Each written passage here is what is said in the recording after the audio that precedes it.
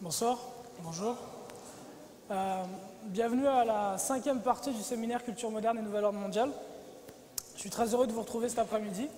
Je suis un petit peu fatigué, mais j'ai eu dans la parole de Dieu, dans la Bible, dans le livre d'Ésaïe, que le Dieu qu'on sert redonne de la force aux jeunes hommes lorsqu'ils faiblissent. Donc j'espère qu'il va me redonner du punch. Alors, avant de commencer la présentation d'aujourd'hui, je vais faire un résumé des quatre présentations qu'on a eu l'occasion de voir ensemble précédemment. Juste pour avoir une petite idée, qu'est-ce qui est là pour la première fois au séminaire Culture moderne et Nouvel ordre mondial? Qu'est-ce qui est là pour la première fois? Ok, c'est tout? Ok. Donc je vais faire un résumé des parties qu'on a vues précédemment, des différents éléments qu'on a posés. Et par la suite, je rentrerai dans le vif du sujet. Alors aujourd'hui, le thème qu'on abordera, c'est ésotérisme et culture hip-hop. Ésotérisme et culture hip-hop, et plus particulièrement les cultes sataniques ou lucifériens dans la culture hip-hop, dans le monde du hip-hop, et on élargira ça au monde de l'entertainment en général, à la télévision, au cinéma ou aux autres univers musicaux. Alors juste vous prévenir que les parties précédentes, qu'on a eu l'occasion de voir ensemble, étaient un petit peu comme des cours d'histoire. C'est-à-dire qu'on voyait ensemble l'histoire, et puis on se basait sur des éléments tels que des vieux articles du New York Times du 19e siècle ou des citations de livres d'historiens ou des choses comme ça. Les parties précédentes nous ont permis d'établir un petit peu, de constater comment fonctionne le monde. Aujourd'hui, la partie d'aujourd'hui est très différente des parties qu'on a vues précédemment. Ce qu'on va voir aujourd'hui, ce sont des manifestations sataniques dans le monde du hip-hop et dans d'autres cultures modernes. Alors, ce sont des choses qui ne sont pas belles à voir ou à entendre. Ce sont des choses qui sont spirituellement sales. Personnellement, pour ma part, dans mon cheminement, c'est le fait que Dieu m'ait montré ces choses-là qui m'a sauvé. J'ai réalisé que Lucifer était une réalité, que Satan existe vraiment. Et en réalisant ça, j'ai réalisé de l'autre côté que Jésus-Christ est un sauveur qui est vivant. Maintenant, ce n'est pas forcément toutes les personnes qui sont ici présentes cet après-midi qui ont besoin de voir ces choses-là. Donc si vous pensez avoir besoin de voir ça, restez, sinon vous n'êtes pas forcé de rester d'être là. Ok? Donc, à vous de voir si c'est quelque chose qui est nécessaire pour votre avancement. C'est certain que pour ceux qui sont jeunes ou parents, ça peut être très important pour vous. Pour ceux d'entre vous qui n'ont pas de télévision, dont les enfants n'ont pas la télévision, n'écoutent pas ce genre de musique, ça n'est pas forcément pertinent pour vous. Donc c'est juste une mise en garde avant de commencer la présentation d'aujourd'hui. Dans Culture moderne et Nouvel ordre mondial. Alors pour commencer nos présentations, la question qu'on s'était posée est la suivante.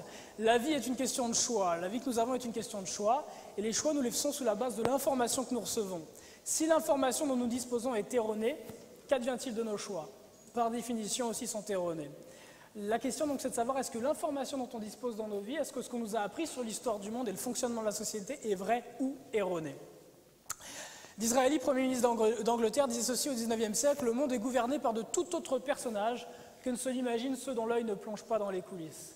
Et Honoré de Balzac, un grand auteur du même siècle, de rajouter qu'il y a deux histoires.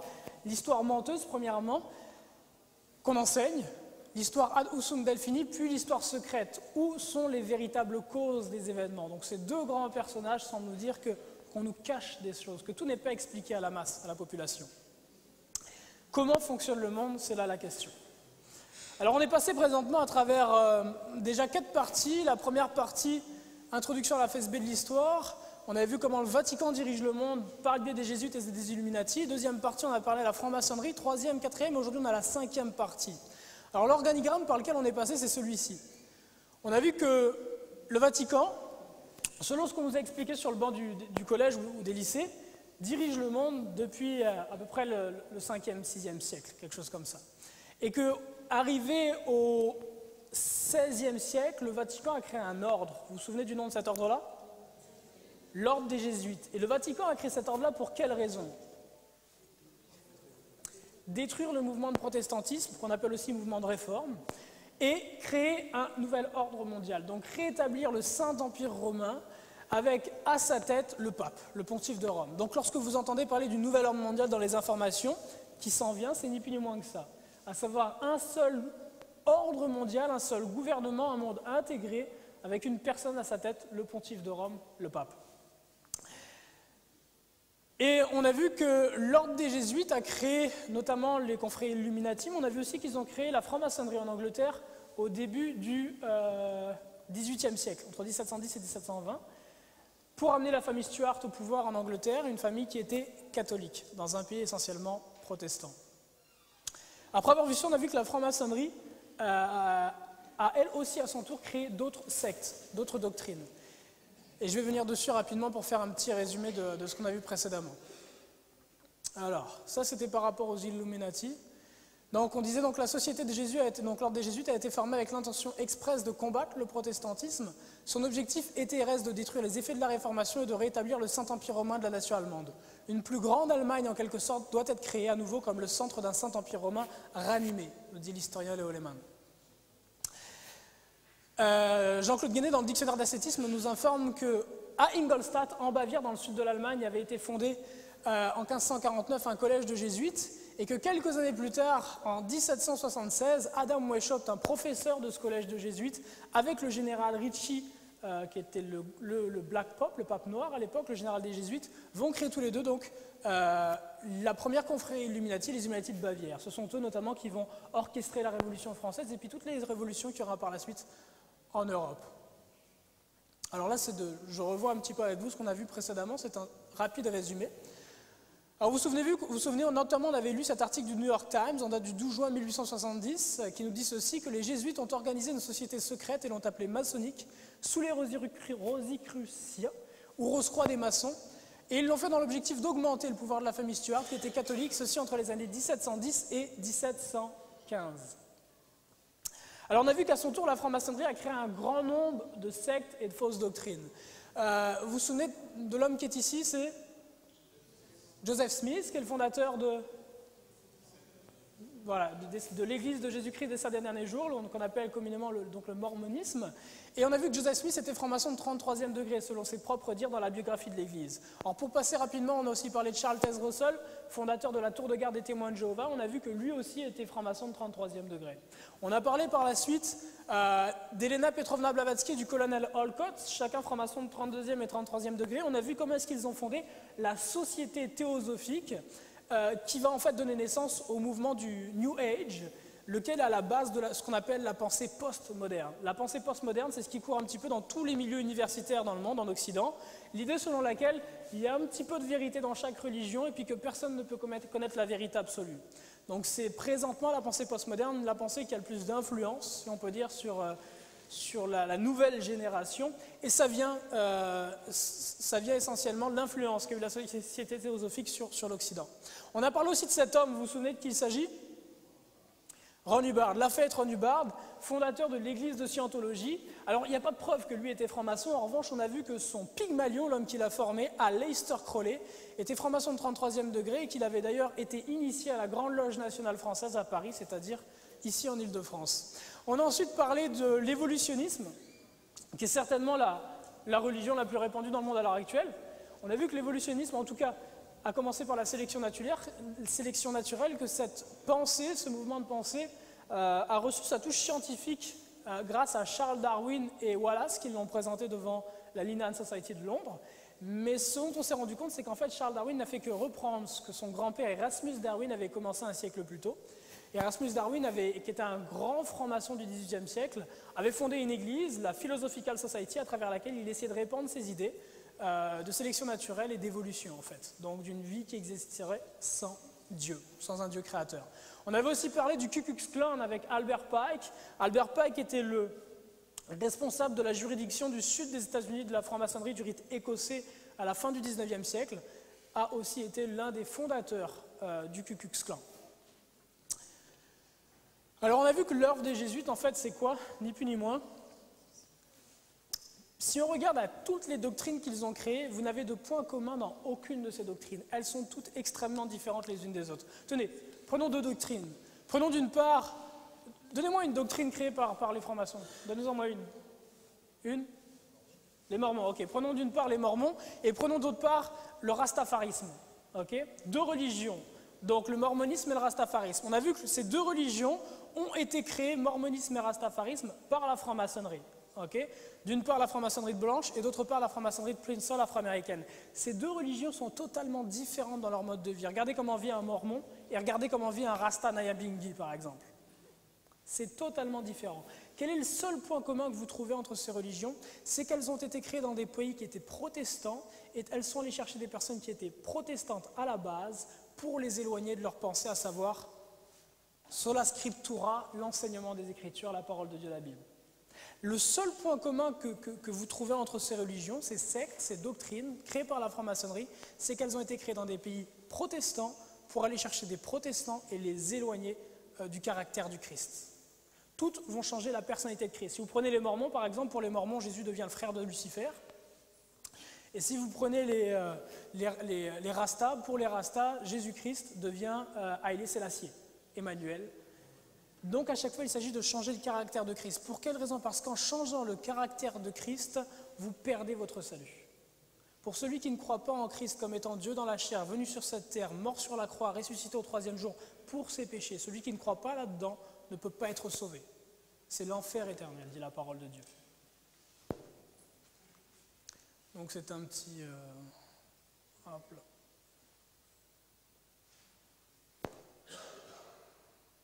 Pourquoi est-ce qu'il s'attaque au protestantisme? Parce que le protestantisme se base sur l'enseignement de la Bible. Donc là, c'est l'œuvre du Ku Klux Klan.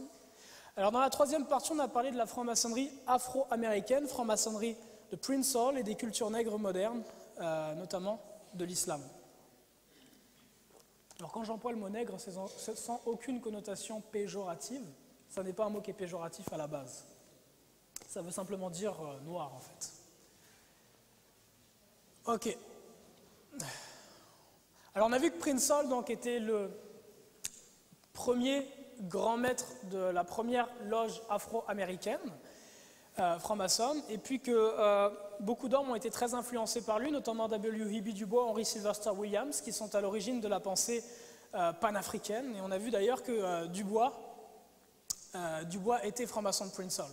On a parlé par la suite de Marcus Garvey qui est un homme qui est extrêmement important, notamment dans le mouvement Rasta, qui est considéré comme le Moïse, si vous voulez, le Moïse noir, dans le mouvement Rasta.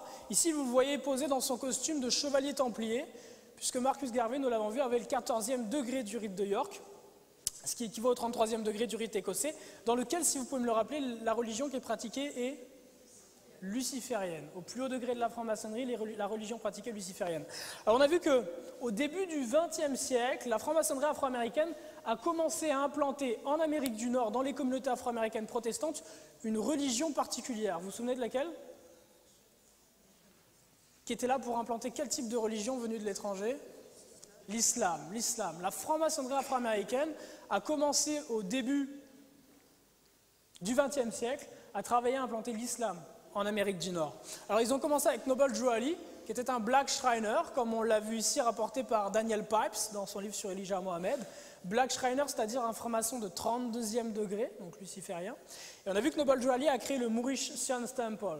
Dans le Mauritian Temple, l'enseignement était un mélange de celui des témoins de Jéhovah, de la Bible et de l'islam. Parmi ses disciples, Noble Drew Ali va compter un homme nommé Wallace Dodi Fard, qui va se renommer Master Fard Muhammad et qui va fonder le Allah Temple of Islam.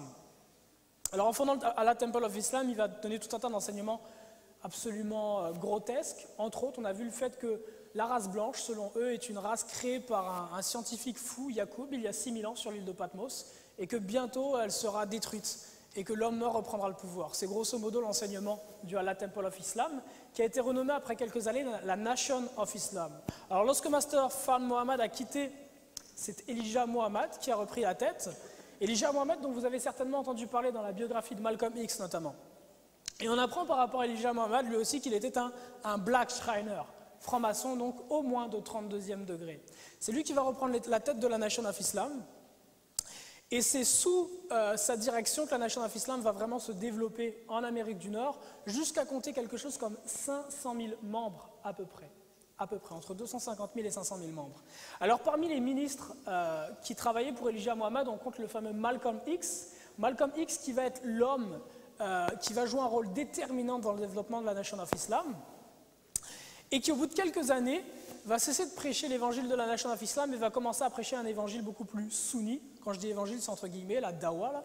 Quand il va commencer à prêcher un évangile beaucoup plus sunni, donc très proche de l'islam qu'on retrouve en Arabie Saoudite ou à la Mecque, et il va être assassiné. Et nous avions vu que Malcolm X, qui apparaît comme étant un libérateur, qui apparaît comme étant un homme qui a lutté pour les droits des hommes et des femmes noires, en réalité, est exactement dans la même équipe qu'Elijah Muhammad et tous les autres. Il travaillait pour la franc-maçonnerie. Et d'ailleurs, sa mort, la mort de Malcolm X, a donné un impact énorme au développement de l'islam en Amérique du Nord. Et c'était ce que souhaitait Elijah Muhammad. D'ailleurs, c'est Wahid Din Muhammad, le fils d'Elijah Muhammad, qui va continuer l'œuvre de Malcolm X en prenant la tête de l'islam sunni afro-américain en Amérique du Nord. Et on avait vu que Malcolm X, on avait comparé un vrai martyr et un faux martyr. On avait parlé de Fred Hampton. Fred Hampton a assassiné à l'âge de 20 ans, qui dirigeait le Black Panther Party à Chicago. Fred Hampton, assassiné à l'âge de 20 ans, avait vraiment fait un travail extraordinaire à Chicago en permettant aux différents gangs de cesser de lutter les uns contre les autres, en mettant à disposition pour les jeunes afro-américains qui sont assez pauvres des petits déjeuners et des formations pour eux. À 20 ans, il a été assassiné. Malcolm X, qui lui réellement faisait l'œuvre de la franc-maçonnerie, son assassinat, la façon dont il a été tué, est une pièce de théâtre, si vous voulez. La raison pour laquelle il a été assassiné, c'est pour donner c'est quoi le terme ? De l'énergie, de l'élan, pour donner un momentum, si vous voulez, au développement de l'islam sunni en Amérique du Nord.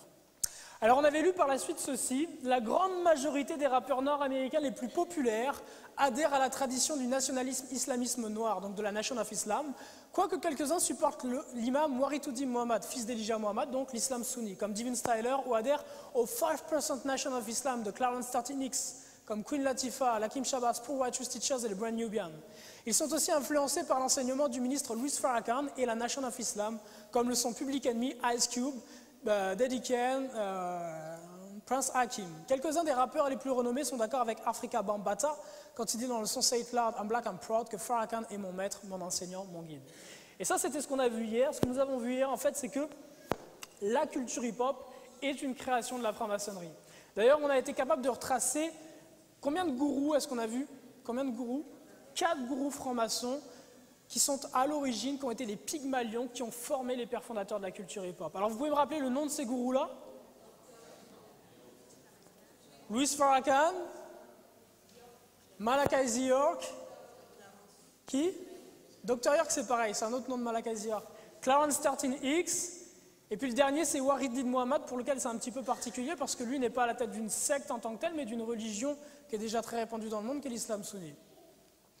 Donc c'est ce qu'on a vu. On a vu que donc des jésuites est sorti de la franc-maçonnerie afro-américaine, que de la franc-maçonnerie afro-américaine est sorti le panafricanisme, l'United Negroes Improvement Association de Marcus Garvey, le Mauritian Temple, la Nation of Islam, et la Nation of Islam dirigée par la franc-maçonnerie de Prince Hall. De là vont sortir 4 grands gourous francs-maçons que vous voyez ici, qui chacun vont créer leur secte.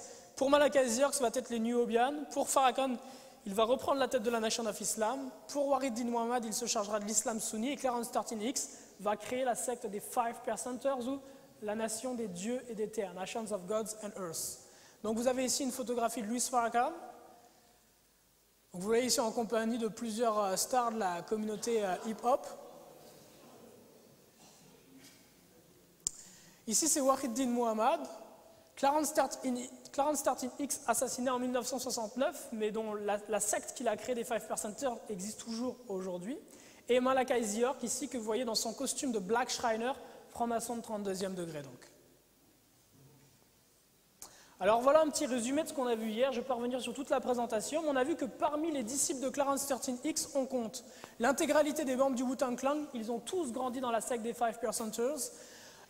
On a vu Busta Rhymes, vous vous souvenez de la vidéo qu'on a vue hier où Busta Rhymes expliquait lui-même que depuis l'âge de 12-13 ans, il a grandi dans la secte des 5%ers et que donc c'est dans cette secte-là qu'il a été enseigné.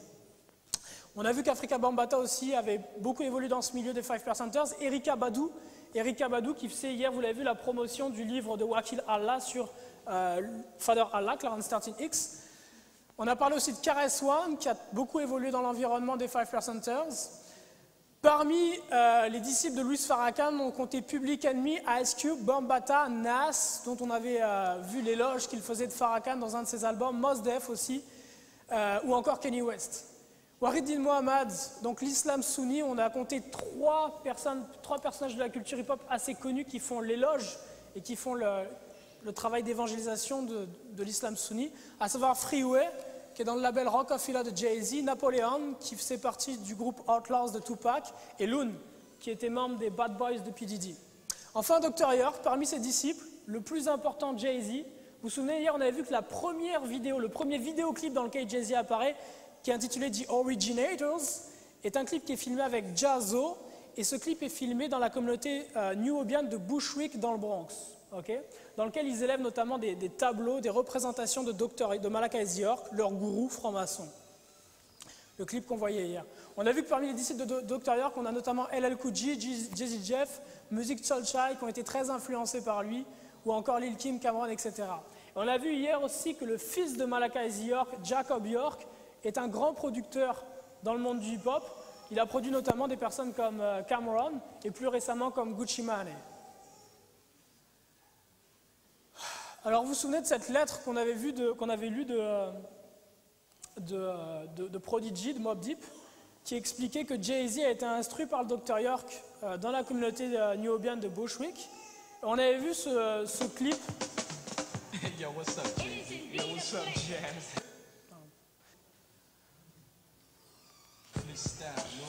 Ok, là ça c'était le QG des New-Obian, ici, l'Andromat des New-Obian, c'est là où il se retrouvait. En tout cas on avait regardé le clip hier, on ne va pas le repasser encore aujourd'hui. Si vous êtes curieux, vous pouvez le regarder sur YouTube. Donc on a vu à la fin du clip ici, vous voyez Jaz-O ici en train d'élever un tableau représentant Malachi Z. York qu'on voit ici en photographie. Donc c'était le gourou de cette secte-là, et depuis Malachi Z. York, je vous l'avais expliqué, est en prison à ADX Florence. C'est la prison la plus sécuritaire au monde. Elle est située aux États-Unis. Il y a quelque chose comme 600 prisonniers qui sont enfermés là-bas, qui sont parmi les prisonniers les plus dangereux qui en Amérique, qui sont enfermés à ADX Florence. Et Malachi Z. York purge une peine là-bas, je pense, de 180 quelques années de prison pour pédophilie. Alors, on rentre dans le vif du sujet. Donc là, j'essaie de faire rapidement un résumé de tout ce qu'on a vu depuis 2 semaines. Et on va rentrer dans le vif du sujet donc, pour la présentation d'aujourd'hui. Alors, je vais parler de différents éléments, certains dont vous avez peut-être déjà entendu parler, d'autres non. On va commencer avec Jay-Z, puisqu'on avait fini avec Jay-Z hier.